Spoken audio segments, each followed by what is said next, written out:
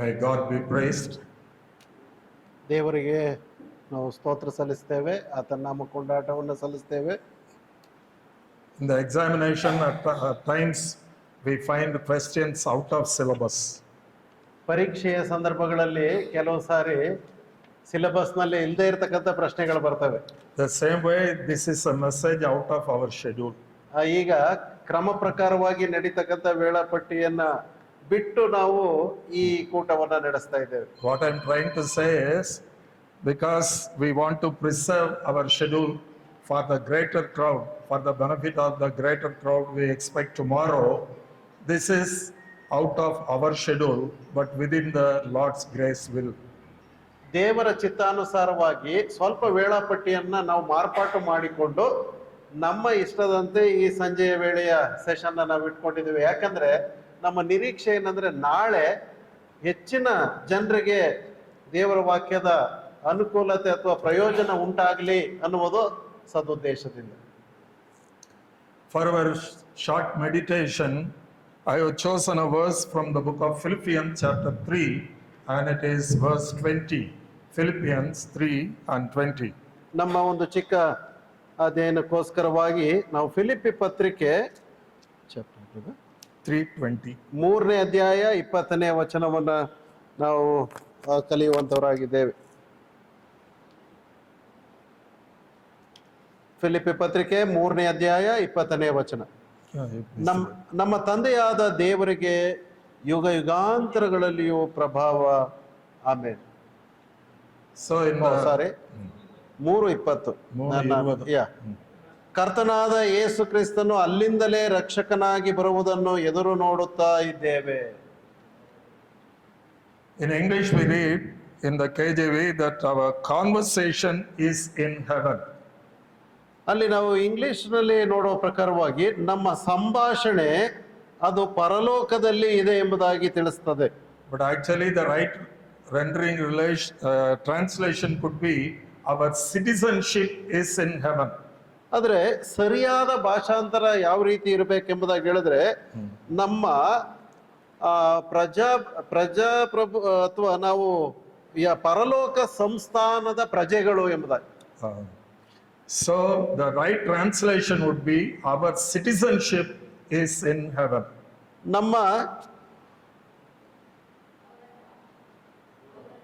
ಪೌರತ್ವ, ಹೌದು, ನಮ್ಮ ಪೌರತ್ವ ಅದು ಪರಲೋಕಕ್ಕೆ ಸಂಬಂಧಪಟ್ಟದ್ದು. We are all having Aadhaar cards. ನಮ್ಮೆಲ್ಲರಿಗೂ Aadhaar ಕಾರ್ಡ್ಗಳಿವೆ. What does it say?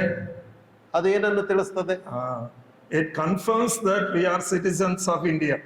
ನಾವು ಭಾರತದ ಪ್ರಜೆಗಳು, ಭಾರತದ ಪೌರತ್ವ ಹೊಂದಿರತಕ್ಕಂಥವರು ಅನ್ನುವುದನ್ನ ದೃಢೀಕರಿಸ್ತದೆ.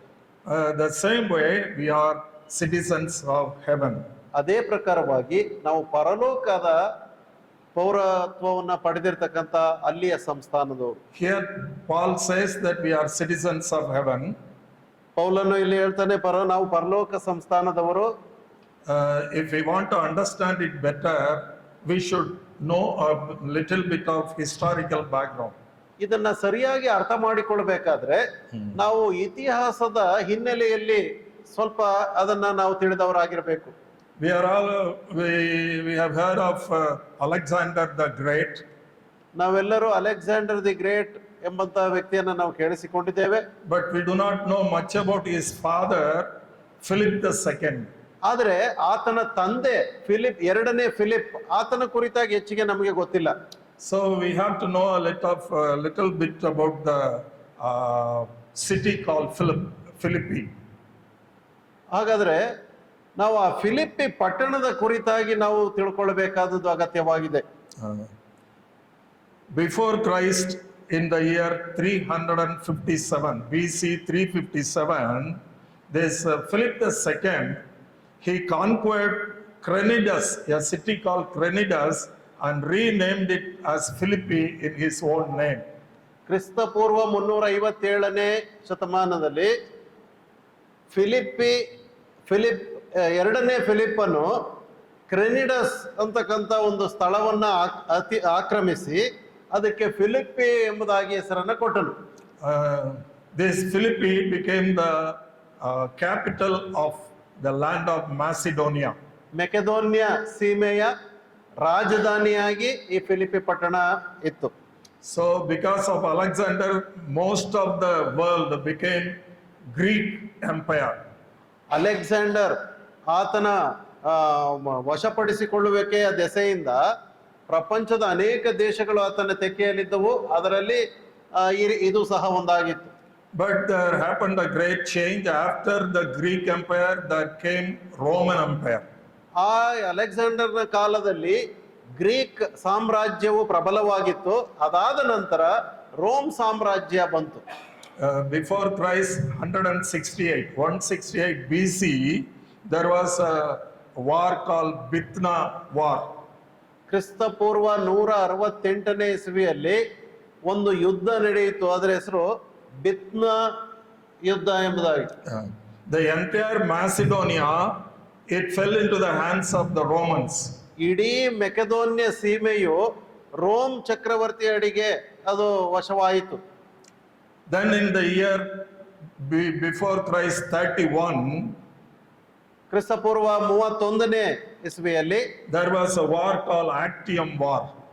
ಆಕ್ಟಿಯಂ ಯುದ್ಧ ಎಂಬುದಾಗಿ ಸಂಭವಿಸುತ್ತದೆ. The war was between Antony Cleopatra combined against Octavian. Antony Cleopatra ಜೊತೆಯಲ್ಲಿ Antony Cleopatra against Octavian. ಆಕ್ಟೇವಿಯಂ ಎಂಬುವರ ವಿರುದ್ಧವಾಗಿ ಆ ಯುದ್ಧವು ಸಂಭವಿಸುತ್ತದೆ. This Octavian defeated Antony and Cleopatra and became the Roman emperor called Caesar. ಆಕ್ಟೇವಿಯಂ ಎಂಬತಕ್ಕಂಥವನು ಕ್ಲಿಯೋಪ್ಯಾಟ್ರಾ ಅವ್ರನ್ನ ಸೋಲಿಸಿ ತನ್ನ ವಶಕ್ಕೆ ಅದನ್ನು ತೆಗೆದುಕೊಂಡು ಆಮೇಲೆ ಕೈಸರನ ಒಂದು ಆಡಳಿತ ಬರ್ತದೆ. When he became the Caesar of Rome, he changed his name from Octavian to Augustus.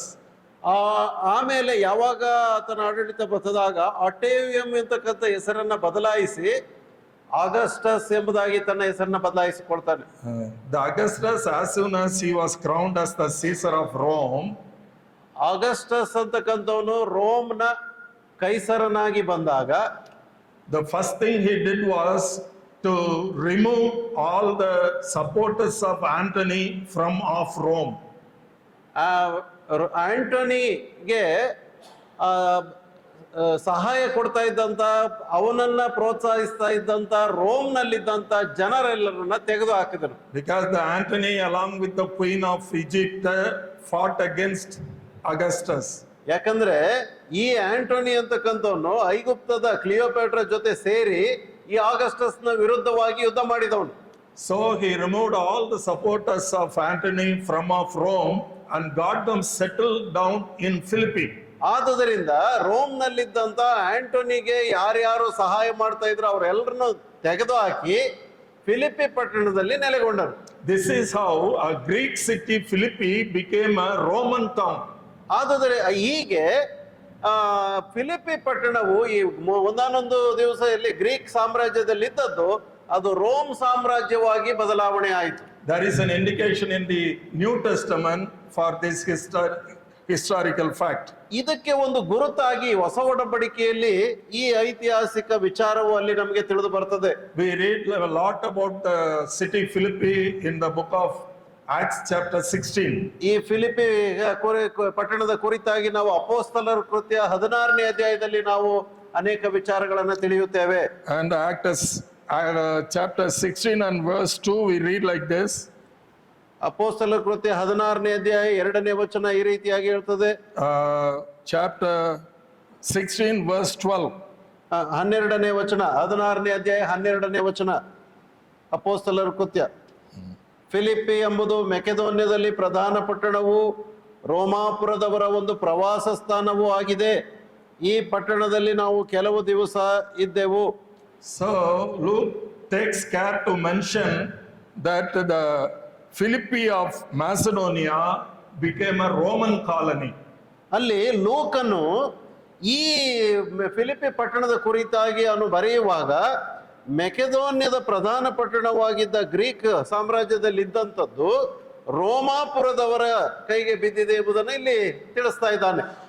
That is why we read in verse 21, ಆದುದರಿಂದ ನಾವು 21ನೇ ವಚನದಲ್ಲಿ the people there, the citizens of Philippi, they are telling the magistrate that Paul is introducing something new which we Romans, the citizens of Rome, cannot accept or follow. ಆದುದರಿಂದಲೇ ಅಲ್ಲಿ ಪೌಲನು ಏನೋ ಹೊಸ ವಿಷಯಗಳನ್ನು ನಮಗೆ ತಿಳಿಸ್ತಾ ಇದ್ದಾನೆ. ರೋಮನ್ನರಾದಂತ ನಾವು ಈತನು ಹೇಳುವ ಸಂಗತಿಗಳನ್ನು ನಾವು ಸ್ವೀಕರಿಸಲು ಸಾಧ್ಯವಿಲ್ಲ ಎಂಬುದಾಗಿ ಅವರು ಹೇಳ್ತಾರೆ. So though it is a Greek city, now we see full of Romans and Roman customs. ಅಲ್ಲಿ ಅದು ಗ್ರೀಕ್ ಸಾಮ್ರಾಜ್ಯದ ಒಂದು ಪಟ್ಟಣವಾಗಿದ್ದರೂ ಸಹ ಈಗ ಅದು ಅದರ ರೋಮನ್ನರ ಎಲ್ಲಾ ತರವಾದ ಆಚಾರ ವಿಚಾರಗಳನ್ನ ಅವರು ಪಾಲಿಸ್ತಾ ಇದ್ರು. Now in the same chapter we read how they formed the church of God in Philippi. ಅದೇ ಅಧ್ಯಾಯದಲ್ಲಿ ನಾವು ನೋಡುವಾಗ ದೇವರ ಸಭೆಯು ಹೇಗೆ ಫಿಲಿಪ್ಪಿ ಪಟ್ಟಣದಲ್ಲಿ ಸ್ಥಾಪನೆ ಆಯಿತು ಎಂಬುದನ್ನು ಸಹ ನಾವು ಕಲಿತುಕೊಳ್ಳುತ್ತೇವೆ. In a vision, Paul saw as if one Macedonian appeared and called him to minister in their cities, Greek cities. ಆ ಪೌಲನ ಆತನಿಗೆ ಒಂದು ದರ್ಶನವಾಗಿ ಆ ಫಿಲಿಪಿಯ ಮೆಕೆದೋನ್ಯ ಸೀಮೆಯಿಂದ ಒಬ್ಬ ಮನುಷ್ಯನು ಬಂದು ಆತನನ್ನ ಆಹ್ವಾನ ಮಾಡಿದ್ದನ್ನ ಆತನಿಗೆ ಒಂದು ದರ್ಶನದ ಮೂಲಕವಾಗಿ ಕಾಣ್ತದೆ. Wherever Paul goes, he starts his ministry only in the synagogues. ಪೌಲನು ಎಲ್ಲೇ ಹೋದರೂ ಸಹ ಆತನು ಆ ಯಹೂದ್ಯರ ಹಿರೀ ಸಭೆಯಲ್ಲಿ ಆತನು ತನ್ನ ಸೇವೆಯನ್ನ ಪ್ರಾರಂಭ ಮಾಡುತ್ತಾ ಇದ್ದನು. But in Philippi, because it was full of Romans, there were no Jews. ಆ ಫಿಲಿಪ್ಪಿ ಪಟ್ಟಣದಲ್ಲಿ ರೋಮಾಪುರದವರ ಆ ಜನರೇ ತುಂಬಿಕೊಂಡದ್ದರಿಂದ ಯಹೂದ್ಯರು ಇರಲಿಲ್ಲ. Because there was no Jews, there was no synagogue. ಅಲ್ಲಿ ಯಹೂದ್ಯರು ಇಲ್ಲದ ಕಾರಣ ಫಿಲಿಪ್ಪಿ ಪಟ್ಟಣದಲ್ಲಿ ಯಹೂದ್ಯರ ಹಿರೀ ಸಭೆಯೇ ಇರಲಿಲ್ಲ. So Paul, along with Silas, he went over to the bank of the river and started praying there, and there ministered to people who may come to wash themselves in the river. ಆದುದರಿಂದಲೇ ಪೌಲನು ಸೀಲನ ಜೊತೆಯಲ್ಲಿ ನದಿ ತೀರದಲ್ಲಿ ಹೋಗಿ ಅಲ್ಲಿ ಪ್ರಾರ್ಥನೆ ಮಾಡುವುದನ್ನು ಪ್ರಾರಂಭ ಮಾಡಿದನು. ಅದರ ಮೂಲಕವಾಗಿ ನದಿ ತೀರಕ್ಕೆ ಯಾರ್ಯಾರು ತಮ್ಮನ್ನ ಶುದ್ಧೀಕರಣ ಮಾಡ್ಕೊಳ್ಳೋದಕ್ಕೆ ಬರ್ತಾ ಇದ್ರೋ ಅವರ ಜೊತೆಯಲ್ಲಿ ಸಂಭಾಷಣೆಗೆ ಒಂದು ಒಳ್ಳೆ ಅವಕಾಶವಾಯಿತು. Once there came a woman called Lydia. ಒಂದು ಸಾರಿ ಲುದ್ಯಳು ಎಂಬಂತ ಒಬ್ಬ ಸ್ತ್ರೀ ಅಲ್ಲಿಗೆ ಬಂದಳು. She was not a Roman, but she was from Thyatira. ಅವಳು ರೋಮಾಪುರದವಳು ಅಲ್ಲ, ಆಕೆಯು ತುವತೈರ ಊರಿಗೆ ಸಂಬಂಧಪಟ್ಟವಳು. And because of Paul's ministry, she accepted the Lord. ಪೌಲನ ಸೇವೆಯ ಸುವಾರ್ಥ ಸೇವೆಯ ನಿಮಿತ್ತವಾಗಿ ಕರ್ತನಾದ ಯೇಸು ಕ್ರಿಸ್ತನನ್ನ ಸ್ವೀಕಾರ ಮಾಡಿಕೊಂಡಳು. She was the first convert of the European continent. ಆ ಯುರೋಪಿಯನ್ ಆ ಒಂದು ಕಾಂಟಿನೆಂಟ್ ಅಲ್ಲಿ ಈಕೆಯು ಮೊದಲನೇ ಮತಾಂತರಗೊಂಡಂತ ಒಬ್ಬ ವ್ಯಕ್ತಿ. She took Paul and Silas to her home, and they stayed in her home and still ministered on the river bank. ಆ ಪೌಲನನ್ನು ಸೀಲನನ್ನು ತನ್ನ ಮನೆಗೆ ಕರೆದುಕೊಂಡು ಹೋಗಿ ಆ ನದಿ ತೀರದಲ್ಲಿ ಅಲ್ಲಿ ಪ್ರಾರ್ಥನೆಯಲ್ಲಿ ಆಕೆಯು ಬಲವಂತ ಮಾಡಿಕೊಂಡಳು. Once they were going to the river, and there came a woman crying behind them. These were the men of God.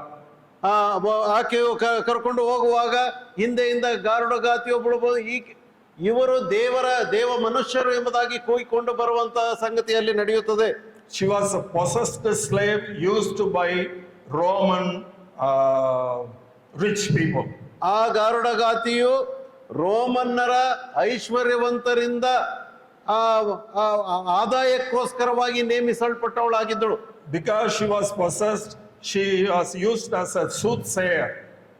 ಆಕೆಯು ಕಣಿ ಹೇಳುವಂತ ಕೆಲಸವನ್ನ ಮಾಡ್ತಾ ಇದ್ದಳು. When she was crying, Paul chased away the devil from her.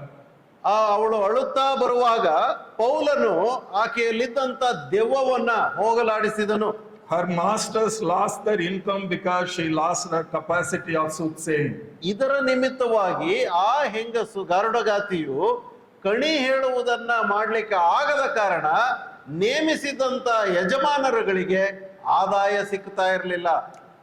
So these rich people went to the magistrate of town Philippi. ಆದುದರಿಂದ ಈ ಯಜಮಾನರುಗಳು ಅಲ್ಲಿದ್ದಂತ ನ್ಯಾಯಾಧಿಪತಿಯ ಬಳಿಗೆ ಹೋದರು. And to him they said, there are men from Judea, they are preaching something which we as Romans can neither accept or follow.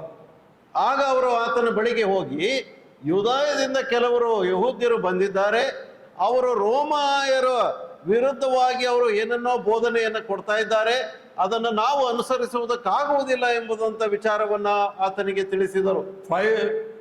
Paul and Silas, they appeared to be Jews because of their dress code.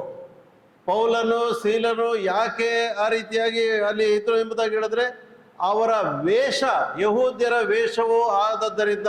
So without any inquiry, the magistrate ordered that they be beaten well and their dress shall be torn. ಆದುದರಿಂದ ಅಲ್ಲಿದ್ದಂತ ನ್ಯಾಯಶಾಸ್ತ್ರಿಯು ಈ ಪೌಲನನ್ನು ಸೀಲನನ್ನು ಚೆನ್ನಾಗಿ ಹೊಡೆದು ಅವರ ಅಂಗಿಗಳನ್ನ ಹರಿದು ಹಾಕುವುದಕ್ಕೆ ಒಪ್ಪಿಸಿಕೊಟ್ಟನು. Not only that, the magistrate ordered that they should be kept well in a prison. ಅಷ್ಟು ಮಾತ್ರವಲ್ಲ, ಅವರನ್ನ ಸೆರೆಮನೆಯಲ್ಲಿ ಚೆನ್ನಾಗಿ ಭದ್ರವಾಗಿ ಕಾವಲಲ್ಲಿ ಇಡಬೇಕೆಂಬುದಾಗಿ ಅವರನ್ನ ಇಟ್ಟನು. So after they were beaten, they were taken to the center of the prison where they were locked in a state. ಅಲ್ಲಿ ಕೇಂದ್ರದಲ್ಲಿ ಇದ್ದಂತ ಒಂದು ಸೆರೆಮನೆಯಲ್ಲಿ ಇಬ್ಬರನ್ನು ಸಹ ಒಂದು ಕೋಣೆಯಲ್ಲಿ ಕೂಡಿ ಹಾಕಿದರು. Then we know what happened later. ಆಮೇಲೆ ಏನಾಯ್ತು ಎಂಬುದಾಗಿ ನಮಗೆ ಗೊತ್ತಿದೆ. The midnight came and they both could not sleep because of the pain over body. ಮಧ್ಯರಾತ್ರಿ ಆಯಿತು, ಅವರು ನಿದ್ದೆ ಬಂದಿಲ್ಲ, ಯಾಕಂದ್ರೆ ಅವರ ಮೈಯೆಲ್ಲ ಹೊಡೆಯಲ್ಪಟ್ಟು ನೋವಿನಿಂದ ಕೂಡಿದೆ. They decided to sing praises for God. ಅವರು ತೀರ್ಮಾನ ಮಾಡಿ ದೇವರಿಗೆ ಸ್ತುತಿ ಪದಗಳನ್ನ ಹಾಡುವುದಕ್ಕೆ ಶುರು ಮಾಡಿದರು. When they glorified God, the entire prison shook and all the fetters of the prisoners fell off.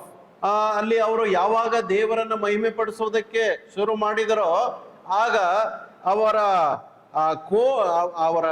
ಅಲ್ಲಿ ಒಂದು ಮಹಾ ಕಾರ್ಯ ಉಂಟಾಯಿತು. ಅವರ ಕೈಗಳಿಗೆ ಕಟ್ಟಲ್ಪಟ್ಟಿದ್ದಂತ ಕೋಳಗಳು ಕಳಚಿ ಬಿದ್ದವು. Not only for Paul and Silas, for all the prisoners that were there, the doors got opened, the fetters got removed. ಅಲ್ಲಿ ಇದ್ದಂತ ಪೌಲ ಸೀಲರಿಗೆ ಮಾತ್ರವೇ ಕೈಕೋಳಗಳು ಕಳಚಿ ಬೀಳಲಿಲ್ಲ, ಆ ಸೆರೆಮನಿಯಲ್ಲಿದ್ದಂತ ಎಲ್ಲಾ ಬಂದಿಖಾನೆಯಲ್ಲಿದ್ದಂತ ಎಲ್ಲ ಸೆರೆಯವರಿಗೆ ಕೈಕೋಳಗಳು ಕಳಚಿ ಬಿದ್ದವು ಮತ್ತು ಎಲ್ಲ ಬಾಗಿಲುಗಳು ತೆರೆಯಲ್ಪಟ್ಟವು. As already I told you that it was midnight. ನಾನು ಆಗ್ಲೇ ಹೇಳಿದಾಗೆ ಅದು ಮಧ್ಯರಾತ್ರಿ. The jailer came running, seeing that the prison door was open. ಸೆರೆ ಯಜಮಾನನಿಗೆ ಭಯ ಉಂಟಾಗಿ ಆತನು ಇದೇನಪ್ಪ ಬಾಗಿಲುಗಳೆಲ್ಲ ತೆರೆಯಲ್ಪಟ್ಟಿದೆಯಲ್ಲ ಎಂಬುದಾಗಿ ಹೆದರಿಕೊಂಡು ಆತನು ಓಡಿ ಬಂದನು. He thought the prisoners might have run away.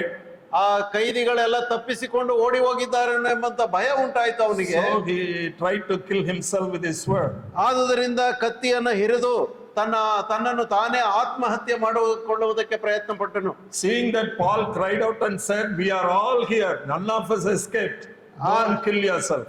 ಆಗ ಪೌಲನು ಮಹಾಶಬ್ದದಿಂದ ಕೂಗಿ, ಸೆರೆ ಯಜಮಾನನೇ, ನೀನೇನು ಮಾಡಿಕೊಳ್ಳಬೇಡ, ಕೇಡು ಮಾಡಿಕೊಳ್ಳಬೇಡ, ನಾವೆಲ್ಲರೂ ಯಾರು ಹೋಗಲಿಲ್ಲ, ಇಲ್ಲೇ ಇದ್ದೇವೆ ಎಂಬುದಾಗಿ ಕೂಗಿ ಹೇಳಿದರು. Having seen that the jailer, he got converted, he accepted the Lord, took Paul and Silas to his house, he dressed their wounds and fed them. ಇದನ್ನೆಲ್ಲ ನೋಡಿದಂತಹ ಸೆರೆಮನೆಯ ಯಜಮಾನನು ಕರ್ತನಾದ ಯೇಸು ಕ್ರಿಸ್ತನನ್ನು ಕಂಡುಕೊಂಡು ಪೌಲನನ್ನು ಸೀಲನನ್ನು ತನ್ನ ಮನೆಗೆ ಕರೆಕೊಂಡು ಹೋಗಿ ಅವರ ಗಾಯಗಳನ್ನೆಲ್ಲ ಒರೆಸಿ ಅವರಿಗೆ ಉಪಚಾರ ಮಾಡಿ ಅತಿಥಿ ಸತ್ಕಾರವನ್ನ ಮಾಡಿದರು. What could have done if the Roman authorities come to know that the Roman jailer, not only helped the prisoners out but also fed them in his own house? Roman ಅಧಿಕಾರಿಗಳಿಗೆ ಅವರ ಒಬ್ಬ ಸೆರೆಮನೆ ಯಜಮಾನನು ಈ ರೀತಿ ಮಾಡಿದ್ದಾನೆ, ಕೈದಿಗಳಿಗೆ ಅವರ ಗಾಯಗಳನ್ನ ತೊಳೆದು ಅವರ ಮನೆಗೆ ಕರ್ಕೊಂಡೋಗಿ ಊಟ ಕೊಟ್ಟಿದ್ದಾನೆ ಎಂಬಂತ ವಿಚಾರ ಗೊತ್ತಾದ್ರೆ ಅವರು ಏನು ಮಾಡಬಹುದು? But in the morning there came a different news from the magistrates. ಆದರೆ ಮುಂಜಾನೆ ಬೆಳಗಾದ ಮೇಲೆ ಅಲ್ಲಿನ ನ್ಯಾಯಾಧಿಪತಿಗಳಿಂದ ಒಂದು ವಾರ್ತೆ ಬಂತು. The magistrates sent word that both Paul and Silas could be released and they can let off. ಅಲ್ಲಿದ್ದಂತ ಅಧಿಪತಿಗಳು ಕೊಟ್ಟಂತ ಆಜ್ಞೆ ಏನಂದ್ರೆ ಪೌಲನನ್ನು ಸೀಲನನ್ನು ಬಂದಿಗಳನ್ನ ಅವ್ರನ್ನ ಬಿಟ್ಟು ಬಿಡ್ರಿ ಅವರು ಹೋಗ್ಲಿ ಎಂಬುದಾಗಿ ಆದೇಶವನ್ನ ಕೊಟ್ಟಿದ್ರು. But Paul refused to be let free. ಆದರೆ ಪೌಲನು ಹಾಗೆ ಹೊರಟು ಹೋಗುವುದಕ್ಕೆ ಪೌಲನು ಒಪ್ಪಲಿಲ್ಲ.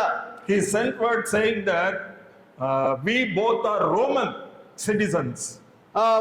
ಅವರಿಗೆ ಆತನು ಹೇಳುವಂತದ್ದು ನಾವು ರೋಮಾಪುರದ ಹಕ್ಕುದಾರರಾಗಿದ್ದೇವೆ. But how is that we are punished without any proper inquiry? ನೀವು ಸರಿಯಾಗಿ ವಿಚಾರಣೆ ಮಾಡದೆ ನಮ್ಮನ್ನು ಹೇಗೆ ಶಿಕ್ಷೆ ಕೊಟ್ರಿ? Because the Roman rule says for a Roman citizen, without giving him an opportunity to express himself, he cannot be punished. ಯಾಕಂದ್ರೆ ರೋಮಾಪುರದ ಹಕ್ಕುದಾರರಿಗೆ ಒಂದು ನಿಯಮ ಉಂಟು. ಅದೇನೆಂದ್ರೆ ವಿಚಾರಣೆ ಮಾಡದೆ ಅವನಿಗೆ ಶಿಕ್ಷೆ ಕೊಡುವಂತಿಲ್ಲ. So the magistrates were terrified on hearing this news because they may lose their job or they may even be punished. ಆದುದರಿಂದ ಅಲ್ಲಿದ್ದಂತ ಅಧಿಪತಿಗಳಿಗೆ ಅವರಿಗೆ ಭಯವಾಯಿತು. ಯಾಕಂದ್ರೆ ಅಯ್ಯೋ ಇವರಿಗೆ ನಾವು ವಿಚಾರಣೆ ಮಾಡದೆ ಹಕ್ಕುದಾರರಿಗೆ ನಾವು ಶಿಕ್ಷೆ ಕೊಟ್ಟಿದ್ದೇವಲ್ಲ ಎಂಬಂತ ಭಯವಾಯಿತು. So the judicial authorities came running to the prison. ಆದುದರಿಂದ ಅವರು ಆ ಅಧಿಪತಿಗಳು ಬಂದಿಖಾನೆಯ ಬಳಿಗೆ ಓಡಿ ಬಂದ್ರು. And they pleaded with Paul and Silas saying, kindly forgive us, kindly leave our place. ಅವರು ಪೌಲ ಮತ್ತು ಸೀಲರ ಬಳಿಗೆ ಬಂದು ದಯವಿಟ್ಟು ನಮ್ಮನ್ನ ಕ್ಷಮಿಸು, ದಯವಿಟ್ಟು ನೀವು ನಮ್ಮನ್ನ ಬಿಟ್ಟು ಹೋಗಬೇಕೆಂದು ಬೇಡಿಕೊಂಡ್ರು. This is how a citizenship saved a life and also secured, kept the jailer from punishment. ಆದುದರಿಂದ ಈ ರೀತಿಯಾಗಿ ಹಕ್ಕುದಾರತ್ವವು ಅವರನ್ನು ಉಳಿಸಿತು, ಮಾತ್ರವಲ್ಲ ಸೆರೆಮನೆಯ ಯಜಮಾನನನ್ನು ಸಹ ರಕ್ಷಣೆಗೆ ನಡೆಸಿತು. So a citizenship can make a difference of death and life. ಆದುದರಿಂದ ಈ ಹಕ್ಕು ಬಾಧ್ಯತೆ ಅಂತಕ್ಕಂಥದ್ದು, ಪೌರತ್ವ ಅಂತಕ್ಕಂಥದ್ದು ಮರಣಕ್ಕೂ ಮತ್ತು ಜೀವಕ್ಕೂ ಅದು ತೀರ್ಮಾನಿಸುವಂತದ್ದು ಸಂಗತಿ ಅದಾಗಿದೆ. We read such a similar incident yet again in the book of Acts chapter 22 verse 25 through 29. ಇದೇ ತರದ ಇನ್ನೊಂದು ಸನ್ನಿವೇಶವನ್ನ ಅಪೊಸ್ತಲರ ಕೃತ್ಯ 22ನೇ ಅಧ್ಯಾಯ 21ರಿಂದ 25ನೇ ವಚನದವರೆಗೆ ನೋಡ್ತೇವೆ. 21 to 25 to 29 we 25ನೇ ವಚನದಿಂದ 29ನೇ ವಚನದವರೆಗೆ ಅಪೊಸ್ತಲರ ಕೃತ್ಯ 22ನೇ ಅಧ್ಯಾಯ there we read the centurion got Paul bound in chain. ಅಲ್ಲಿ ಶತಾಧಿಪತಿಯು ಪೌಲನನ್ನು ಸರಪಣಿಗಳಿಂದ ಬಂಧಿಸಿದ್ದನ್ನು ನಾವು ನೋಡ್ತೇವೆ. But when he came to know that Paul was a citizen of Rome, ಆತನಿಗೆ ಪೌಲನು ರೋಮಾಪುರದ ಹಕ್ಕುದಾರನು ಎಂಬುದಾಗಿ ಆತನಿಗೆ ಗೊತ್ತಾದಾಗ, that's what we read in verse 29. ಅದನ್ನೇ ನಾವು 29ನೇ ವಚನದಲ್ಲಿ ನೋಡ್ತೇವೆ. The chief captain also was afraid after he knew that Paul was a Roman. ಅಲ್ಲಿ ಪೌಲನು ರೋಮಾಪುರದ ಹಕ್ಕುದಾರನೆಂದು ಸಹಸ್ರಾಧಿಪತಿಗೆ ತಿಳಿದು ಬಂದಾಗ ತಾನು ಅವನನ್ನು ಕಟ್ಟಿಸಿದ್ದರಿಂದ ಅವನಿಗೂ ಭಯ ಹಿಡಿಯಿತು.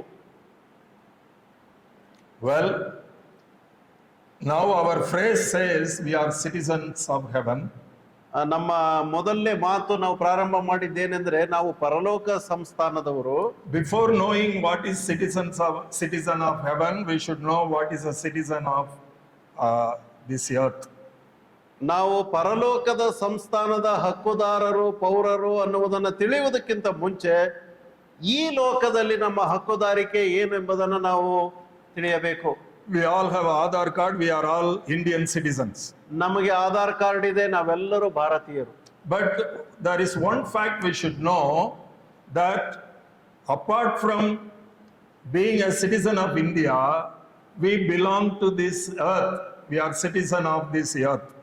ನಾವು ಇನ್ನೊಂದು ಅಂಶ ನಾವು ತಿಳಿಯಬೇಕಾದದ್ದು ಏನೆಂದರೆ, ನಾವು ಹೇಗೆ ಒಂದು ದೇಶದ ಪ್ರಜೆಗಳಾಗಿದ್ದೇವೋ ಅದೇ ಪ್ರಕಾರವಾಗಿ ಈ ಭೂಮಿಗೆ ನಾವು ಪ್ರಜೆಗಳಾಗಿದ್ದೇವೆ. The whole world is ruled by devil. ಇಡೀ ವಿಶ್ವವೇ ಸೈತಾನನಿಂದ ಆಳಲ್ಪಡುತ್ತಾ ಇದೆ. Including India, all countries of the world, they are Bharat- ruled by devil. Bharat ದೇಶವನ್ನೊಳಗೊಂಡಂತೆ ಇಡೀ ವಿಶ್ವದಲ್ಲಿರುವಂತ ಎಲ್ಲಾ ದೇಶಗಳು ಸೈತಾನನ ಆಡಳಿತದಲ್ಲಿ ಸಿಕ್ಕಿಕೊಂಡಿದೆ. Many secular things we see, though they appear to be harmless, they are under the possession and ruling or control of devil.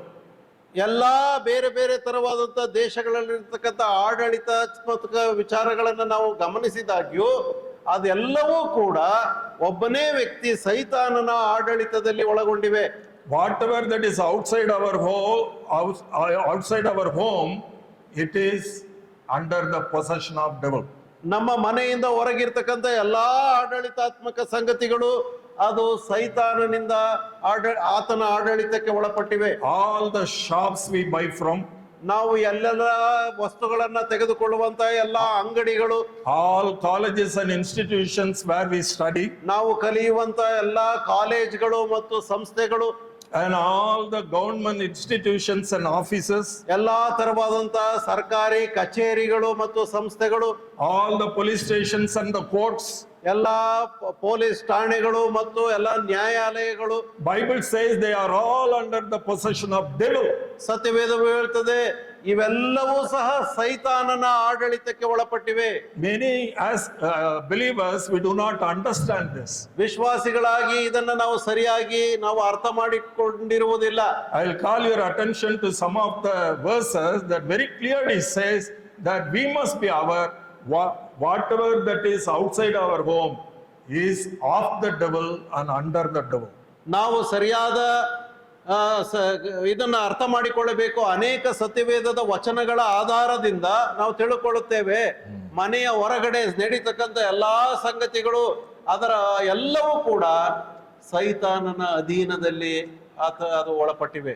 Even if it's going to be boring, kindly bear with me because the subject is so very important. ಈ ವಿಷಯವು ತುಂಬಾ ಅತಿ ಪ್ರಾಮುಖ್ಯವಾದಂತ ವಿಷಯವಾದದ್ದರಿಂದ ಸಮಯ ಹೋದ್ರೂ ಸಹ ಸ್ವಲ್ಪ ತಾಳ್ಮೆಯನ್ನ ಕಳಕೊಳ್ಳದಿರಿ. John chapter 14 verse 30. 14:30. ಯೋಹಾನನ ಸುವಾರ್ತೆ 14ನೇ ಅಧ್ಯಾಯ 13ನೇ ವಚನ. ಯೋಹಾನ 14:13. Here we see the prince of this world cometh. John's gospel ನೋಡ್ಬೋದು. John's gospel 14:30. 14ನೇ ಅಧ್ಯಾಯ 30ನೇ ವಚನ. ಯೋಹಾನನ ಸುವಾರ್ತೆ 14ನೇ ಅಧ್ಯಾಯ 30ನೇ ವಚನ. ಯಾಕಂದರೆ ಇಹಲೋಕಾಧಿಪತಿಯು ಬರುತ್ತಾನೆ. Here we see that he is the sole ruler of the world. ಅಲ್ಲಿ ನೋಡ್ತೇವೆ ಆ ಸೈತಾನನೇ ಇಡೀ ವಿಶ್ವದ ಇಡೀ ಲೋಕದ ಆಡಳಿತವನ್ನ ಮಾಡ್ತಕ್ಕಂಥವನು. There may be so many presidents and so many prime ministers. ಅನೇಕ ದೇಶಗಳಲ್ಲಿ ಅನೇಕ ರಾಷ್ಟ್ರಾಧ್ಯಕ್ಷರು ಅನೇಕ ಪ್ರಧಾನ ಮಂತ್ರಿಗಳು ಆಳುವಂತವ್ರು ಇದ್ದಾರೆ. There may be sultans and even kings. ಅಲ್ಲಿ ಸುಲ್ತಾನರು ಮತ್ತು ಅರಸರುಗಳು ಪ್ರಭುಗಳಿದ್ದಾರೆ. But scripture declares that they are all under one single ruler called devil. ಆದರೆ ಸತ್ಯವೇದವು ಸ್ಪಷ್ಟಪಡಿಸ್ತದೆ ಈ ಎಲ್ಲಾ ಅಧಿಪತಿಗಳು ಒಬ್ಬ ಸರ್ವಾಧಿಕಾರಿ ಅಂದ್ರೆ ಲೋಕದ ಅಧಿಪತಿ, ಇಹಲೋಕದ ಅಧಿಪತಿಯ ಕೆಳಗೆ ಬೀಳುತ್ತಾರೆ.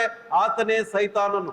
Not only that, in the book of 2 Corinthians chapter 4 and verse 4, 2ನೇ ಕೊರಿಂಥ ಪತ್ರಿಕೆ 4ನೇ ಅಧ್ಯಾಯ 4ನೇ ವಚನದಲ್ಲಿ Paul is mentioning devil as the prince of this world.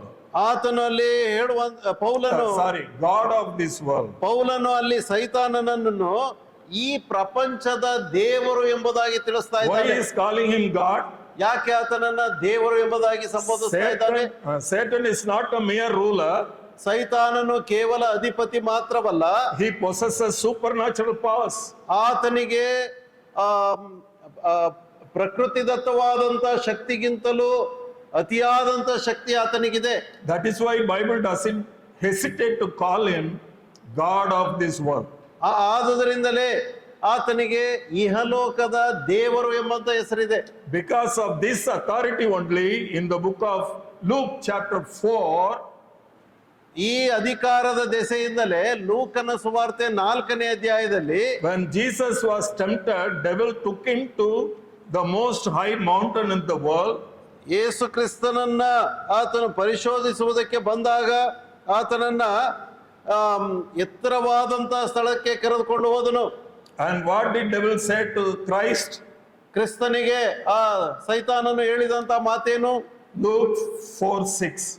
4ನೇ ಅಧ್ಯಾಯ ಲೂಕನ ಸುವಾರ್ತೆ 6ನೇ ವಚನ, ಇವೆಲ್ಲವುಗಳ ಅಧಿಕಾರವನ್ನು ಇವುಗಳ ವೈಭವವನ್ನು ನಿನಗೆ ಕೊಡುವೆನು, ಇದೆಲ್ಲ ನನಗೆ ಕೊಟ್ಟದೆ, ಇದನ್ನು ನನ್ನ ಮನಸ್ಸು ಬಂದವನಿಗೆ ಕೊಡುತ್ತೇನೆ, ನೀನು ನನ್ನ ಮುಂದೆ ಅಡ್ಡ ಬಿದ್ದರೆ ಇದೆಲ್ಲ ನಿನ್ನದಾಗುವುದು ಎಂದು ಆತನಿಗೆ ಹೇಳಿದನು.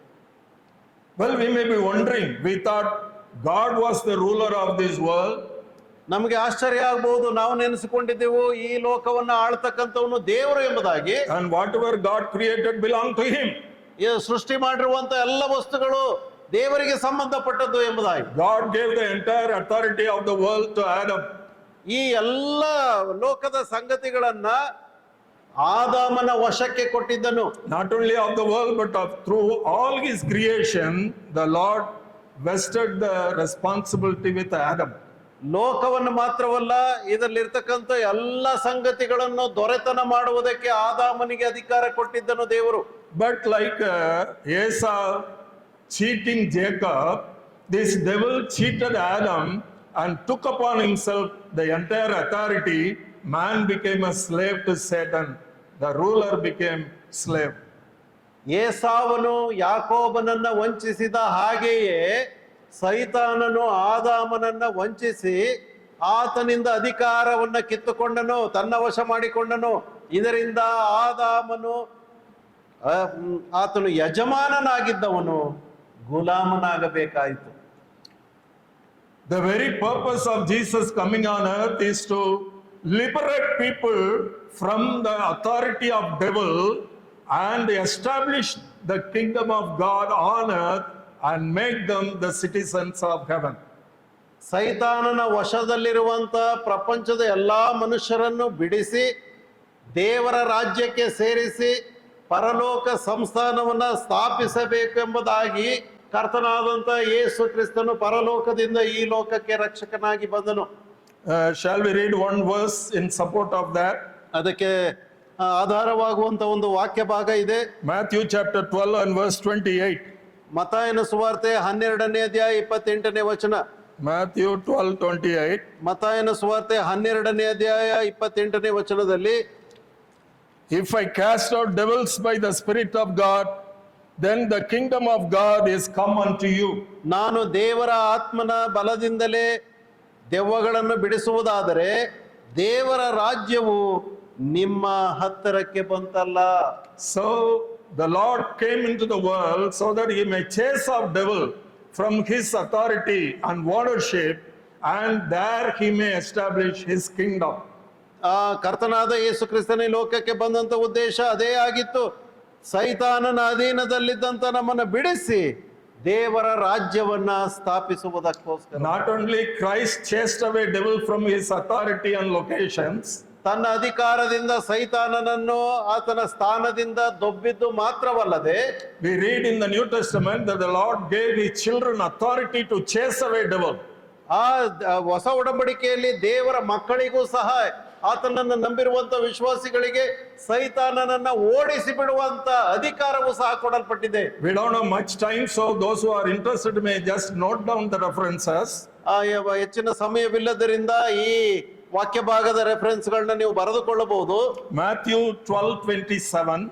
ಮತ್ತಾಯನ ಸುವಾರ್ತೆ 12ನೇ ಅಧ್ಯಾಯ 27ನೇ ವಚನ. Mark 16:17.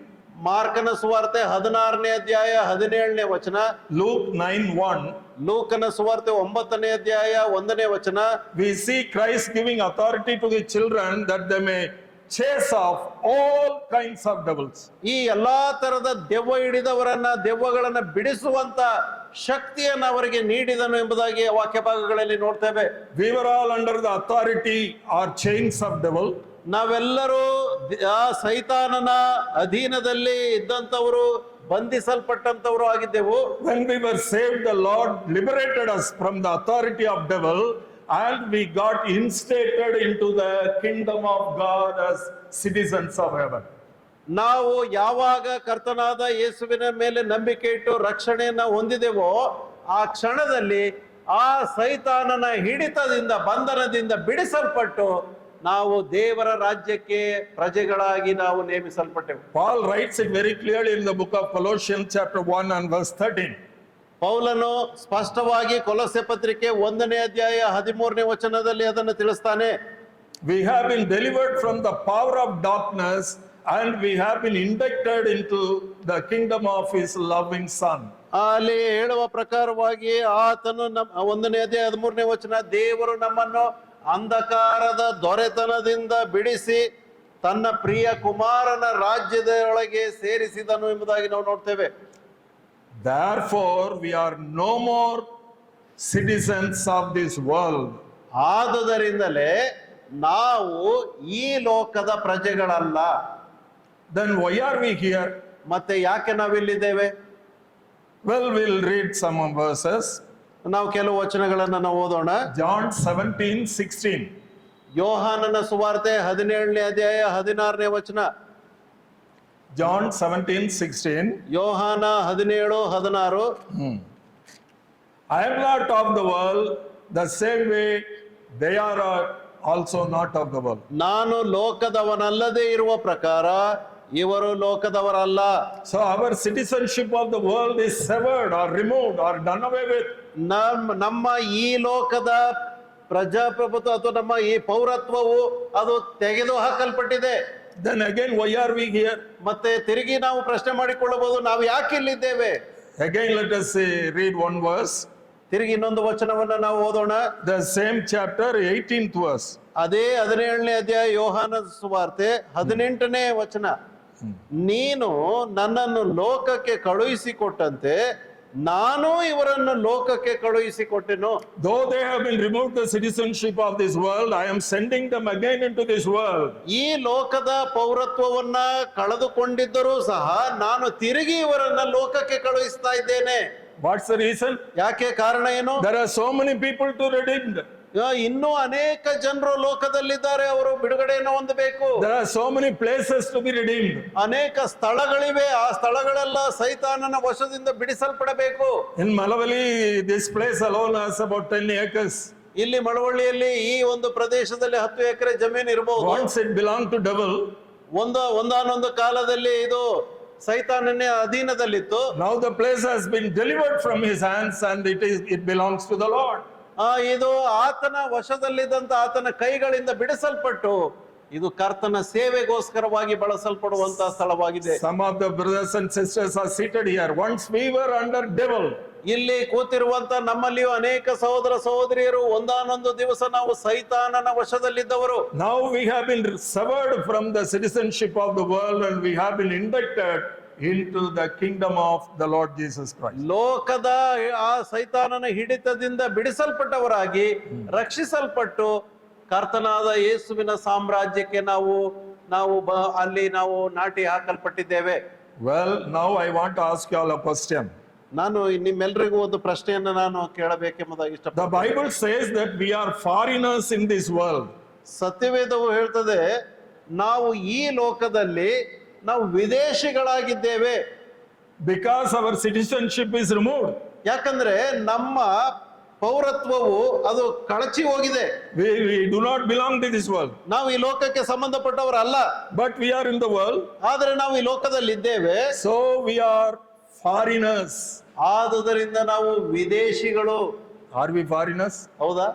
ನಾವು ಹೊರದೇಶದವರ? Let us read a verse. ಒಂದು ವಚನ ನೋಡೋಣ. 1 Peter chapter 2 and verse 11. 1ನೇ ಪೇತ್ರನ ಪತ್ರಿಕೆ 2ನೇ ಅಧ್ಯಾಯ 11ನೇ ವಚನ. 1ನೇ ಪೇತ್ರನ ಪತ್ರಿಕೆ 2ನೇ ಅಧ್ಯಾಯ 11ನೇ ವಚನ. 2:11. ಪ್ರಿಯರೇ, ಪ್ರವಾಸಿಗಳು ಪರದೇಶಸ್ಥರು ಆಗಿರುವ ನೀವು ನಿಮ್ಮ ಆತ್ಮದ ಮೇಲೆ ಯುದ್ಧ ಮಾಡುವ ಶಾರೀರಿಕ Yes, yeah. ಅಭಿಲಾಷೆಗಳಿಗೆ ದೂರವಾಗಿರಬೇಕೆಂದು ನಿಮ್ಮನ್ನು ಎಚ್ಚರಿಸುತ್ತೇನೆ. What do we read there? ಇಲ್ಲಿ ಏನ್ ನೋಡ್ತೇವೆ? We are foreigners and tourists. ಪ್ರವಾಸಿಗಳು ಪರದೇಶಸ್ಥರು ಆಗಿದ್ದೇವೆ. Paradise means sojourners, tourists. ನಾವು ಪ್ರವಾಸಿಗಳಾಗಿ ಇರ್ತಕ್ಕಂಥವ್ರು. Well, we don't realize that. ಇದನ್ನ ನಾವು ಅರ್ಥ ಮಾಡಿಕೊಳ್ಳುವುದಿಲ್ಲ. We always try to get settled in the world. ನಾವು ಯಾವಾಗ್ಲೂ ಹೇಗಿರ್ತೇವೆ ಎಂಬುದಾಗಿ ಹೇಳಿದ್ರೆ ಈ ಲೋಕವನ್ನ ಬಿಟ್ಟೋಗೋದಕ್ಕೆ ಇಷ್ಟ ಇಲ್ಲ. ನಾವು ಇಲ್ಲೇ ನಾವು ನೆಲೆಸಿದ್ದೇವೆ. We don't hesitate to get anything from outside the world. ಪ್ರಪಂಚದಿಂದ ತೆಗೆದುಕೊಳ್ಳುವುದಕ್ಕೆ ಎಲ್ಲವನ್ನ ಸ್ವೀಕಾರ ಮಾಡುವುದಕ್ಕೆ ನಾವು ಹೆದರಿಕೊಳ್ಳದೆ ಎಲ್ಲವನ್ನ ಸ್ವೀಕರಿಸ್ತೇವೆ. Because you have not understood that it belongs to the devil. ಯಾಕಂದ್ರೆ ನಾವು ಅದು ಇದೆಲ್ಲವೂ ಕೂಡ ಸೈತಾನನಿಗೆ ಸಂಬಂಧಪಟ್ಟದ್ದು ಎಂಬುದಾಗಿ ನಾವು ಇನ್ನೂ ಅರ್ಥ ಮಾಡಿಕೊಳ್ಳಲಿಲ್ಲ. To very clearly say, most of the comforts we have, most of the privileges we have acquired, it is not from God. ನಮಗೆ ಸಿಕ್ಕಿರುವಂತ ಅನುಕೂಲತೆಗಳು, ಎಲ್ಲಾ ತರವಾದಂತ ಆರಾಮವಾದಂತ ಸಂಗತಿಗಳು ಅದು ದೇವರಿಂದ ನಮಗೆ ದೊರಕಿದ್ದಲ್ಲ. We go out of Christian way to secure them. ಕ್ರೈಸ್ತ ಮಾರ್ಗದಿಂದ ನಾವು ಹೊರ ಹೋಗಿ ಅದನ್ನ ನಾವು ಅನುಭವಿಸ್ತಾ ಇದ್ದೇವೆ. To get a transfer to a particular place, ನಾವು ಒಂದು ಸರಿಯಾದ ಸ್ಥಳಕ್ಕೆ ವರ್ಗಾವಣೆ ಆಗಲಿಕ್ಕೆ, or to try to avoid any transfers, ಅಥವಾ ಇದು ವರ್ಗಾವಣೆಯನ್ನ ತಪ್ಪಿಸಿಕೊಳ್ಳುವುದಕ್ಕೆ, or to get admission in a particular college in a particular course, ಅಥವಾ ಒಂದು ಕಾಲೇಜಿನಲ್ಲಿ ನಾವು ಒಂದು ಸರಿಯಾದ ಒಂದು ಕೋರ್ಸ್ಗೆ ಸೇರ್ಲಿಕ್ಕೆ ನಾವು ಅಡ್ಮಿಷನ್ಗೋಸ್ಕರವಾಗಿ ಬಯಸುವುದಾದರೆ, the devil puts more attraction to the Christian children ಕ್ರೈಸ್ತ and ಮಕ್ಕಳಿಗೆ parents. ಮತ್ತು ಕ್ರೈಸ್ತದ ತಂದೆ ತಾಯಿಗಳಿಗೆ ಬಹಳ ಆಕರ್ಷಣೆಯನ್ನ ಸೈತಾನನು ನೀಡುವಾತನಾಗಿದೆ. He asked Jesus Christ, if you could fall and worship, I'll give them all free to you. ಆತನು ಯೇಸು ಕ್ರಿಸ್ತನಿಗೆ ಕೇಳಿದ ಹಾಗೆ, ನೀನು ನನಗೆ ಅಡ್ಡ ಬೀಳುವುದಾದರೆ ಇವುಗಳನ್ನೆಲ್ಲ ನಿನಗೆ ಕೊಡ್ತೇನೆ ಎಂಬುದಾಗಿ ಹೇಳಿದ ಪ್ರಕಾರ, Christ didn't worship him, ಕ್ರಿಸ್ತನು ಆತನನ್ನ ಅಡ್ಡ ಬಿದ್ದು ಆರಾಧಿಸಲಿಲ್ಲ. but we never hesitate to go out of way. ಆದ್ರೆ ನಾವು ಆ ರೀತಿಯಾಗಿ ಮಾಡುವುದಕ್ಕೆ ನಾವು ಅಂಜಿಕೊಳ್ಳುವುದಿಲ್ಲ. So we worship devil and get all the benefits we are enjoying now. ಆದುದರಿಂದ ಸೈತಾನನನ್ನ ನಾವು ಅಡ್ಡ ಬಿದ್ದು ಆತನಿಗೆ ಮೆಚ್ಚಿಸಿ ಆತನಿಂದ ಎಲ್ಲ ವಸ್ತುಗಳನ್ನ ಎಲ್ಲ ಸಂಗತಿಗಳನ್ನ ನಮಗೆ ನಾವು ಸ್ವಾಧೀನ That ಮಾಡಿಕೊಳ್ಳುತ್ತೇವೆ. is the main reason. Though we have achieved so many things, there is no real joy and peace in Christian homes. ಆದುದರಿಂದ ಕ್ರೈಸ್ತ ಕುಟುಂಬಗಳಲ್ಲಿ, ಕ್ರೈಸ್ತ ಮನೆಗಳಲ್ಲಿ ನಿಜವಾದಂತ ಸಮಾಧಾನ, ನಿಜವಾದಂತ ಸಂತೋಷವು ಕಾಣುತ್ತಾ ಇಲ್ಲ.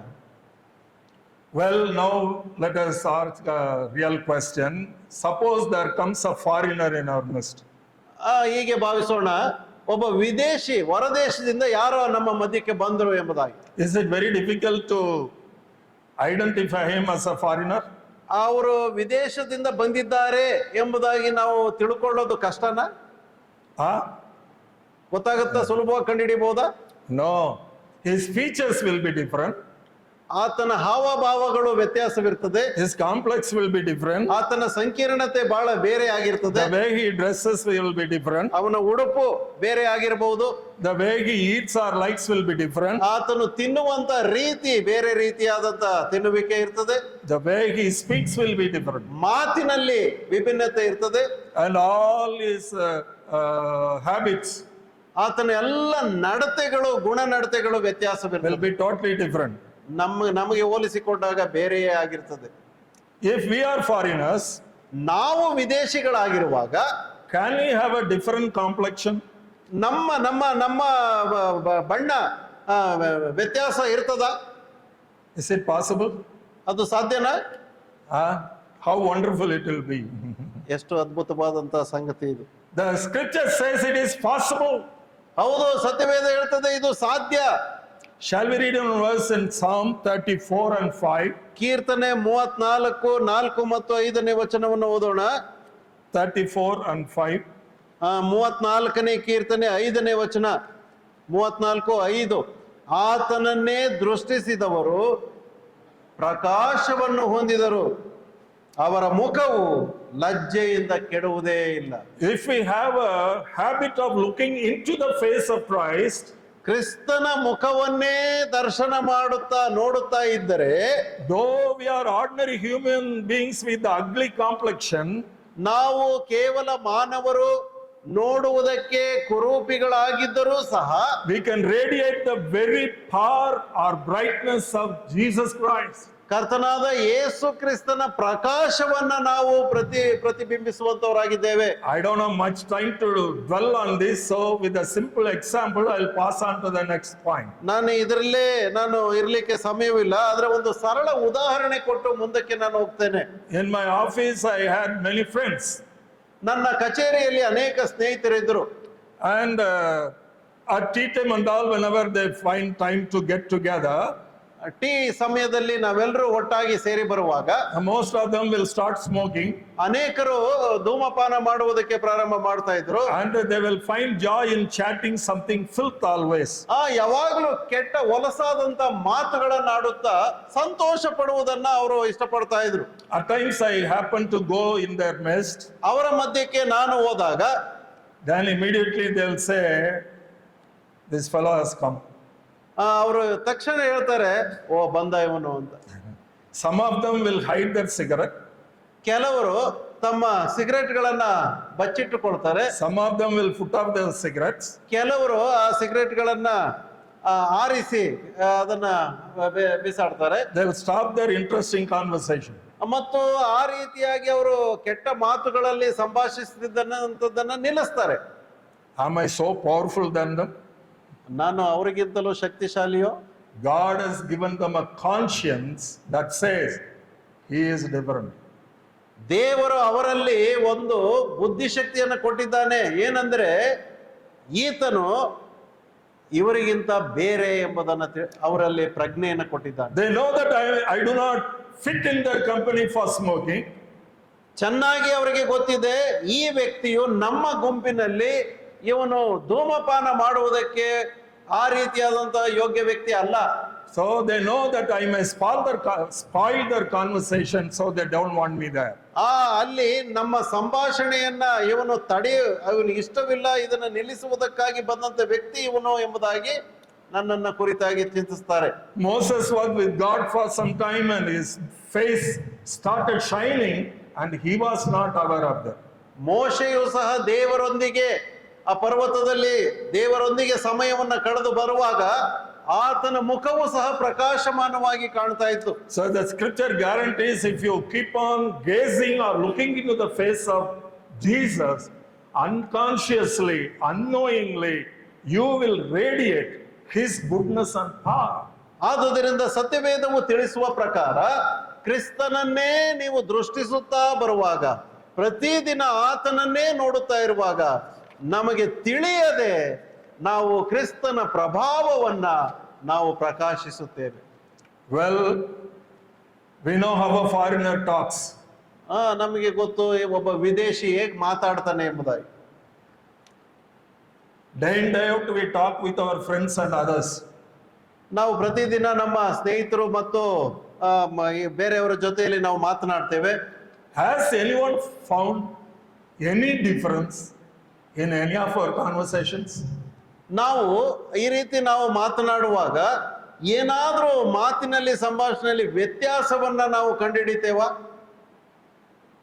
Are we conscious that we should be different in our conversation? ಅಥವಾ ನಮ್ಮ ಸಂಭಾಷಣೆಯಲ್ಲಿ ನಾವು ವಿಭಿನ್ನತೆ ತೋರಿಸಬೇಕು ಎಂಬುದಾಗಿ ನಾವು ತಿಳ್ಕೊಳ್ತೇವಾ? Day in day out, if we have Christ in front of us, our conversations will be different and people will be able to identify. ನಾವು ಅನುದಿನವೂ ಕ್ರಿಸ್ತನ ಜೊತೆಯಲ್ಲಿ ಸಂಭಾಷಿಸ್ತಾ ಇರುವಾಗ ನಮ್ಮ ಸುತ್ತಮುತ್ತ ಇರ್ತಕ್ಕಂಥ ಜನರು ನಮ್ಮಲ್ಲಿರ್ತಕ್ಕಂಥ ವ್ಯತ್ಯಾಸವನ್ನ ಅವರು ಕಂಡುಹಿಡಿಯಬಲ್ಲರು. Shall we read one verse? ಇನ್ನೊಂದು ವಚನವನ್ನು ನಾವು ಓದೋಣ. Book of Colossians chapter 4 and verse 6. ಕೊಲೊಸೆ ಪತ್ರಿಕೆ 4ನೇ ಅಧ್ಯಾಯ 6ನೇ ವಚನ. ಕೊಲೊಸೆ ಪತ್ರಿಕೆ 4ನೇ ಅಧ್ಯಾಯ 6ನೇ ವಚನ. 5 minutes. ನಿಮ್ಮ ಸಂಭಾಷಣೆ ಯಾವಾಗಲೂ ಇಂಪಾಗಿಯೂ ರಸವತ್ತಾಗಿಯೂ ಇರಲಿ. ಹೀಗೆ ನೀವು ಯಾರಿಗೆ ಯಾವ್ಯಾವ ರೀತಿಯಲ್ಲಿ ಉತ್ತರ ಹೇಳಬೇಕೋ ಅದನ್ನು ತಿಳಿದುಕೊಳ್ಳುವಿರಿ. Can we boldly say that our words are seasoned with salt? ನಮ್ಮ ಸಂಭಾಷಣೆಯಿಂದ ನಾವು ಅನೇಕ ಆತ್ಮಗಳನ್ನು ನಾವು ಗೆದ್ದುಕೊಳ್ತೇವೆ. Can we boldly say our words are seasoned with the grace of Christ? ಕರ್ತನಾದ ಯೇಸು ಕ್ರಿಸ್ತನ ಕೃಪೆಯಿಂದ ತುಂಬಿದಂತ ಸಂಭಾಷಣೆಯು ಅದು ನಮ್ಮದಾಗಿರುತ್ತದೆ. Do we ever make an attempt to make it a reality in our life? ಇದನ್ನ ನಮ್ಮ ಜೀವಿತದಲ್ಲಿ ನಾವು ಇದನ್ನ ನಿಜವಾದಂತ ರೀತಿಯಲ್ಲಿ ನಾವು ಉಪಯೋಗಿಸಿಕೊಳ್ಳುವಂತವರಾಗಿದ್ದೇವೋ? I would like to cite the example of Jesus Christ. ನಾನು ಕರ್ತನಾದ ಯೇಸು ಕ್ರಿಸ್ತನ ಉದಾಹರಣೆಯನ್ನ ನಿಮಗೆ ಜ್ಞಾಪಿಸುವುದಕ್ಕಿದ್ದೇನೆ. Book of John chapter 7 and verse 46. ಯೋಹಾನನ ಸುವಾರ್ತೆ 7ನೇ ಅಧ್ಯಾಯ 46ನೇ ವಚನ. ಯೋಹಾನನ ಸುವಾರ್ತೆ 7ನೇ ಅಧ್ಯಾಯ 46ನೇ ವಚನ. ಈ ಮನುಷ್ಯನು ಮಾತಾಡುವ ರೀತಿಯಲ್ಲಿ ಯಾರು ಎಂದೂ ಮಾತಾಡಿದ್ದಿಲ್ಲ ಎಂದು ಓಲೆಕಾರರು ಉತ್ತರ ಕೊಟ್ಟರು. This is how Jesus lived as a foreigner in this world. ಈ ಪ್ರಕಾರವಾಗಿ ಯೇಸು ಕ್ರಿಸ್ತನು ಈ ಲೋಕದಲ್ಲಿ ಒಬ್ಬ ವಿದೇಶಿಯನ ಹಾಗೆ ಜೀವಿಸಿದನು. No one has ever spoken like him. ಈ ರೀತಿಯಾಗಿ ಯಾವ ಮನುಷ್ಯನು ಮಾತನಾಡಿದ್ದಿಲ್ಲ. Shall we turn to book of Luke? ಲೂಕನ ಸುವಾರ್ತೆಗೆ ನಮ್ಮ ಪುಟಗಳನ್ನು ತಿರುಗಿಸೋಣ. Luke 4 verse 22. ಲೂಕನ ಸುವಾರ್ತೆ 4ನೇ ಅಧ್ಯಾಯ 22ನೇ ವಚನ. ಎಲ್ಲರೂ ಆತನನ್ನು ಹೊಗಳಿ ಆತನ ಬಾಯಿಂದ ಹೊರಡುವ ಇಂಪಾದ ಮಾತುಗಳಿಗೆ ಆಶ್ಚರ್ಯಪಟ್ಟು ಇವನು ಯೋಸೇಫನ ಮಗನಲ್ಲವೇ ಎಂದು ಮಾತಾಡಿಕೊಂಡರು. He is after all an offspring from this earth. ಈ ಲೋಕದ ಒಂದು ವಂಶಾವಳಿಯಲ್ಲಿ ಹುಟ್ಟಿ ಬಂದವನು ಯೇಸು ಕ್ರಿಸ್ತನು. But look what the way he speaks is totally different. ಆದ್ರೆ ಆತನು ಮಾತನಾಡುವ ರೀತಿಯನ್ನು ನೋಡ್ರಿ, ಇದು ಬಹಳ ಇಂಪಾಗಿದೆಯಲ್ಲ ಎಂಬುದಾಗಿ ಯೋಚನೆ ಮಾಡ್ತಾ ಇದ್ರು. They were astonished. ಅವರಿಗೆ ಆಶ್ಚರ್ಯವಾಯಿತು. But people know our weakness, the way we fight the filthy words we use without any hesitation. ಆದರೆ ಜನರು ನಾವು ಯಾವ ಹೆದರಿಕೆ ಇಲ್ಲದೆ ಕೆಟ್ಟ ಮಾತುಗಳನ್ನಾಡುವುದನ್ನ ಮತ್ತು ಯಾವ ಭಯವಿಲ್ಲದೆ ನಾವು ಕೆಟ್ಟ ಮಾತುಗಳನ್ನು ಉಪಯೋಗಿಸುವುದನ್ನ ಜನರು ಗುರುತಿಸ್ತಾರೆ. So my dear brothers and sisters, ಆದುದರಿಂದ ನನ್ನ ಪ್ರೀತಿಯ ಸಹೋದರ ಸಹೋದರಿಯರೇ, this night let us write in our brain that we do not belong to this world. ಈ ರಾತ್ರಿ ನಮ್ಮ ಮನಸ್ಸಿನಲ್ಲಿ ಇದನ್ನ ದೃಢವಾಗಿ ನಾವು ಅಚ್ಚಳಿಯದೆ ಅದನ್ನ ಇಟ್ಟುಕೊಳ್ಳೋಣ. ಏನಂದ್ರೆ ನಾವು ಈ ಲೋಕಕ್ಕೆ ಸಂಬಂಧಪಟ್ಟವರಲ್ಲ. Let us write in our brain whatever that belongs to the world is of the devil. ಆದುದರಿಂದ ನಾವು ಇನ್ನೊಂದು ಸಂಗತಿಯನ್ನ ನಮ್ಮ ಜ್ಞಾಪಕದಲ್ಲಿ ಇಟ್ಟುಕೊಳ್ಳೋಣ. ಏನಂದ್ರೆ ನಾವು ಈ ಲೋಕದಲ್ಲಿ ಪಡಿತಕ್ಕಂತ ಎಲ್ಲ ವಸ್ತುಗಳು, ಎಲ್ಲ ಸಂಗತಿಗಳು ಅದು ಸೈತಾನನಿಗೆ ಸಂಬಂಧಪಟ್ಟದ್ದಾಗಿದೆ. That is why the Lord said, if you need something, you ask God. ಆದುದರಿಂದಲೇ ಕ್ರಿಸ್ತನು ಹೇಳಿದಂತ ಮಾತು, ನಿಮಗೇನಾದರೂ ಬೇಕಾಗಿದ್ದರೆ ನೀವು ಪರಲೋಕದಲ್ಲಿರುವ ತಂದೆಯನ್ನ ನೀವು ಕೇಳಿಕೊಳ್ಳಿರಿ. And God says that I know your needs more than you know of your need. I as a father, I know your need better. ಆದುದರಿಂದಲೇ ದೇವರು ಹೇಳಿದಂತ ಮಾತೇನೆಂದರೆ, ನೀನು ಬೇಡಿಕೊಳ್ಳುವುದಕ್ಕಿಂತಲೂ ನಿನಗೇನು ಬೇಕು ಎಂಬುದು ತಂದೆಯಾಗಿರುವ ನನಗೆ ಚೆನ್ನಾಗಿ ಗೊತ್ತಿದೆ. Though you have God children, ನಾವು ದೇವರ ಮಕ್ಕಳಾಗಿದ್ದರೂ ಸಹ it is God given. ಅದು ದೇವರಿಂದ ಅನುಗ್ರಹಿಸಿದಂತ. So more than you know the need of your children, ನಿಮ್ಮ ಮಕ್ಕಳಿಗೆ ನೀವು ಏನು ಕೊಡಬೇಕೆಂಬುದಾಗಿ ನಿಮಗೆ ಗೊತ್ತಿರುತ್ತದೆಯೋ, the Lord knows it better. ಕರ್ತನಿಗೆ ಅದು ಇನ್ನೂ ಚೆನ್ನಾಗಿ ನಿಮಗೆ ನಿಮ್ಮ ಅವಶ್ಯಕತೆಗಳೇನು ಎಂಬುದು ಆತನಿಗೆ ಗೊತ್ತಿದೆ. So in an attempt to lift them up in the society, don't go the shortcut way, that will bring them curse. ಆದುದರಿಂದ ಲೋಕದಲ್ಲಿ ನೀವು ನಿಮ್ಮ ಮಕ್ಕಳಿಗೆ ಏನು ಬೇಕೆಂಬುದನ್ನು ಚಿಂತಿಸ್ತಿರೋ ಅದು ಅಡ್ಡದಾರಿಗಳನ್ನು ಹಿಡಿಯಬೇಡ್ರಿ, ಯಾಕಂದ್ರೆ ಅದು ಶಾಪವಾಗಿದೆ. Put them under the provision of living God. ಜೀವ ಸ್ವರೂಪನಾದ ದೇವರ ವಶಕ್ಕೆ ಬಿಡಿರಿ. the providence of the Lord will grant them whatever that is essential for them in this world. ಕರ್ತನಿಗೆ ನಿಮ್ಮ ಮಕ್ಕಳಿಗೆ ಏನು ಬೇಕು ಎಂಬುದು ಆತನಿಗೆ ಚೆನ್ನಾಗಿ ಗೊತ್ತಿರುವುದರಿಂದ ದೇವರ ಅನುಗ್ರಹಕ್ಕೆ ಅವರನ್ನ ಬಿಟ್ಟು ಬಿಡ್ರಿ. So let us pray like this: Lord, should it be of thy will, let this come through. Otherwise, we will forego it. ಈ ರೀತಿಯಾಗಿ ನಾವು ಪ್ರಾರ್ಥನೆ ಮಾಡಬೇಕು. ಕರ್ತನೆ, ಅದು ನಿನ್ನ ಚಿತ್ತದ ಪ್ರಕಾರಕ್ಕೆ ನಾನು ಒಪ್ಪಿಸಿಕೊಡುತ್ತೇನೆ ಎಂಬುದಾಗಿ. So if we realize that we do not belong to this world and the world is under the devil, ನಾವು ಯಾವಾಗ ಈ ಲೋಕವು ನಮಗೆ ಸಂಬಂಧಪಟ್ಟದ್ದಲ್ಲ, ಈ ಲೋಕದ ಎಲ್ಲಾ ಸಂಗತಿಗಳು ಸೈತಾನನ ವಶದಲ್ಲಿದೆ ಎಂಬುದನ್ನು ನಾವು ತಿಳ್ಕೊಳ್ಳುತ್ತೇವೋ, the words we use will be different. ಆವಾಗ ನಮ್ಮ ಮಾತುಗಳು ವಿಭಿನ್ನವಾಗಿರ್ತದೆ. The way we speak will be different. ನಾವು ಮಾತನಾಡುವಾಗ ಅದು ವ್ಯತ್ಯಾಸದಿಂದ ಕೂಡಿದ್ದಾಗಿರ್ತದೆ. The way we dress will be different. ನಾವು ಧರಿಸುವಂತ ಬಟ್ಟೆ ಅದು ವಿಭಿನ್ನವಾಗಿರ್ತದೆ. The way we beautify ourselves, our hair dressing and other things will be different. ನಮ್ಮ ಎಲ್ಲ ಶೃಂಗಾರ, ನಾವು ಮಾಡಿಕೊಳ್ತಕ್ಕಂಥ ಕೂದಲು ಸರಿಪಡಿಸಿಕೊಳ್ಳುವಂಥದ್ದು ಅಥವಾ ನಮ್ಮ ವೇಷಭೂಷಣಗಳು ಅದು ವ್ಯತ್ಯಾಸದಿಂದ ಕೂಡಿದ್ದಾಗಿರ್ತದೆ. The way we behave in home, outside and in the assembly will be different. ನಾವು ಮನೆಯಲ್ಲಿ, ಸಮಾಜದಲ್ಲಿ ಮತ್ತು ಸಭೆಯಲ್ಲಿ ನಾವು ಹೇಗೆ ನಡ್ಕೊಳ್ತೇವೆ ಅದು ವ್ಯತ್ಯಾಸದಿಂದ ಕೂಡಿದ್ದಾಗಿರ್ತದೆ. May the great Lord help me who spoke and you listen to be conscious and exhibit we are citizens of heaven. ನಮ್ಮನ್ನ ತಿದ್ದಿ ನಡೆಸುವಂತ ಕರ್ತನು ನಾವು ಈ ಲೋಕದವರಲ್ಲ, ನಾವು ಪರಲೋಕ ಸಂಸ್ಥಾನದವರು ಎಂಬುದನ್ನ ಅರ್ಥ ಮಾಡಿಸಿಕೊಳ್ಳುವ ಹಾಗೆ ಈ ವಾಕ್ಯ ಕೊಟ್ಟಂತ ನಮ್ಮನ್ನು ನಿಮ್ಮನ್ನು ಆಶೀರ್ವದಿಸಿ ನಡೆಸಲಿ. May his holy name be praised.